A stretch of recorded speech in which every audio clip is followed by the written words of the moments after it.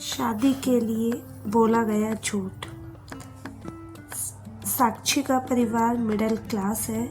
परिवार में माता पिता है। साक्षी के जीवन में तब जिम्मेदारियां बढ़ जाती हैं जब एक दिन अचानक उसके पिताजी को पैरालिसिस आ जाता है। साक्षी पर अब उसके छोटे भाई और एक छोटी बहन के साथ पिता के इलाज और घर चलाने का बोझ आ गया है। साक्षी ग्रेजुएट है। वो अब नौकरी करके सारे घर की जिम्मेदारी अच्छे से संभाल रही है। उसे अब अपनी फैमिली के अलावा कुछ नहीं दिखाई दे रहा है। पिता और माता को साक्षी पर गर्व है। साक्षी ने इस दौरान कई अच्छे रिश्तों को मना कर दिया। इसमें से कुछ उनके रिश्तेदारों ने बताए थे, इसलिए रिश्तेदार अब साक्षी से थोड़ा जलने लगे। साक्षी को एक लड़का रचित कुछ दिनों से फॉलो कर रहा होता है। लड़के को साक्षी अवॉइड करती है, लेकिन उस लड़के रचित का रिश्ता लेकर उसकी माँ उनके घर आ जाती है। वो लड़का अच्छी पैसे वाली फैमिली से था। साक्षी को अब अपने माँ और पिता का बहुत ज़्यादा प्रेशर होता है। इस वजह से वो काफ़ी मनाने के बाद मान जाती है, लेकिन वो एक शर्त रखती है कि वो अपने घर को संभालेगी और नौकरी नहीं छोड़ेगी। लड़के की माँ यह मान जाती है। शादी होती है। शादी के लिए वो खुश है। शादी के पहले वो लड़के से मिलकर बात करना चाहती है, लेकिन लड़के की तरफ से कोई पहल नहीं होती। वो भी कुछ नहीं करती। जल्दी में शादी करवा दी जाती है। रचित शादी के दिन ही कई दिनों बाद उसे दिखाई दिया है। बहुत नर्वस लग रहा है। वो जिसे पीछे पड़ा था, शादी उसी से हो रही है, लेकिन फिर भी उसके चेहरे पर खुशी नहीं है। साक्षी को बात अजीब लगती है। उसको अंदेशा हो जाता है कि कुछ गड़बड़ है। सुहागरात की सेज पर वो बैठी है और बाहर से कई मर्दों की आवाज़ आ रही है। तभी वो बैठी बैठी सोचती है कि वो उन्हें आवाज़ से कैसे पहचानेगी, क्योंकि वो अभी तक उसने उनकी आवाज़ सुनी ही नहीं। और फिर रचित कमरे में आ जाता है। चेहरे का रंग पूरा उड़ा हुआ रहता है। साक्षी एक नज़र चुपके से उठाकर उसे देखती है। वो भी बिस्तर के एक कोने पर बैठ जाता है।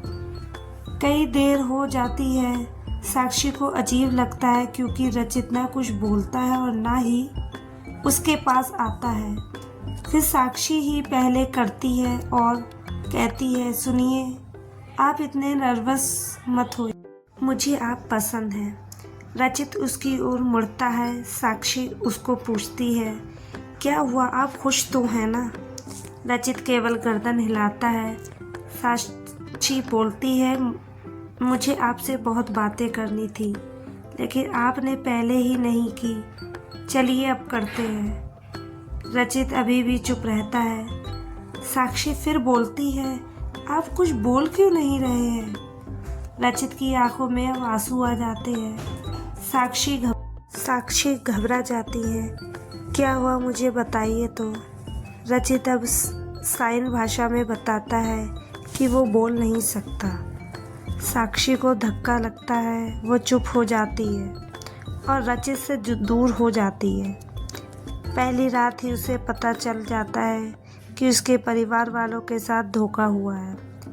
क्योंकि लड़के वालों ने इतनी बड़ी बात छिपाई, उसे धोखा बर्दाश्त नहीं होता है। वो अपने घर वापस लौट आती है और उसके परिवार को भी इस बात का पता नहीं होता है।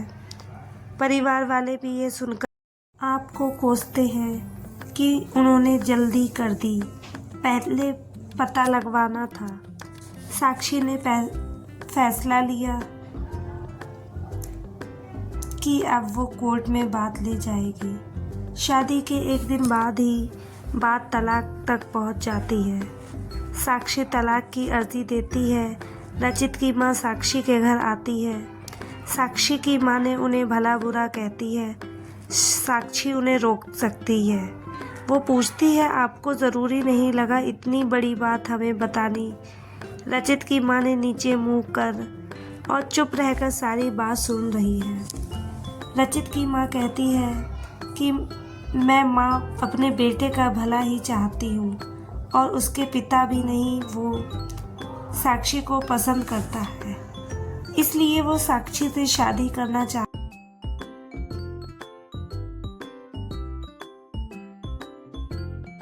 चाहता था। मैंने हिम्मत की बोलने की, मगर मैं कर नहीं पाई। फिर मुझे डर भी लगा, क्योंकि पहली बार उसने कुछ करने को कहा। उसने तो मुझे बोला था कि तुम सब बता दो, और मैं चाहती भी थी लेकिन नहीं कर पाई। मैंने रचित को भी झूठ बोला कि तुम मान गई हो, लेकिन शादी के पहले उसे पता चल गया कि मैं उसको झूठ बोला है। तब तक देर हो गई थी, इसलिए वो खुश नहीं था। साक्षी, शायद तुम मुझे समझ पाओ। साक्षी अभी भी गुस्से में है। वो बोलती है कि मुझे रचित के ना बोलने से कोई प्रॉब्लम नहीं है। गुस्सा इस बात का है कि आपने धोखा दिया, झूठ बोला, और वो मुझे बर्दाश्त नहीं।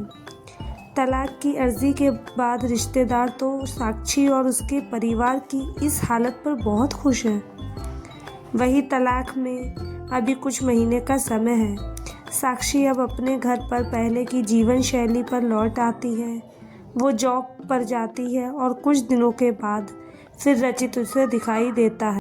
दूर से ही बस अब वो साक्षी को देखता है।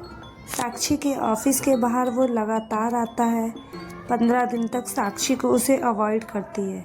फिर एक दिन उसके पास जाकर बोलती है, अब यह सब करने से कुछ नहीं होगा और मैं नहीं चाहती कि तुम कुछ नाटक करो, इसलिए यहाँ आना बंद कर दो, समझे? साक्षी की बातें वो सुन रहा है। वो साक्षी को इशारों में काफ़ी पीने को कहता है, लेकिन साक्षी वहाँ से चली जाती है। अगले दिन फिर वही रचित खड़ा रहता है। साक्षी उसके पास जाकर कहती है, कॉफ़ी पीकर मेरा पीछा छोड़ दोगे? रचित गर्दन हाँ में हिलाता है। टेबल पर दोनों आमने सामने बैठे हैं। रचित अपने फ़ोन में कुछ मैसेज टाइप करता है। साक्षी उसको देख भी नहीं रही है। साक्षी के फ़ोन में मैसेज आता है रचित का। लिखा होता है, sorry but I really love you so much.